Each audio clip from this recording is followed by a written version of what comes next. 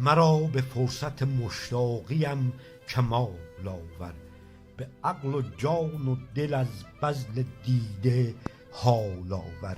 گشا به دیده مقابل تو گاه گاه نگاه، به گاهم و به نگاهم فراغ بال آور. به این فراغ تصدی کن از امور دلم، چو دلم نشود دل به سوز و نال آور. به سوز جان و دلم تا تعالی آموزد، به رخصتت به غم جان من زوال آور.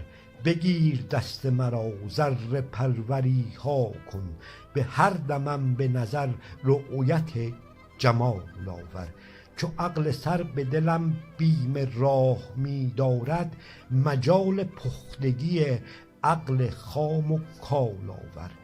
به نقل دیده ام از حظ اخگر نگهت، دلم بسوز و به عقل سر اشتعال آور. مرا به فرصت دیدار از عوالم دل، به سر عالم معنایم انتقال آور. مقام دیده بلند است و دست من کوته، تو خود به حسن نظر رخصت وصال آور.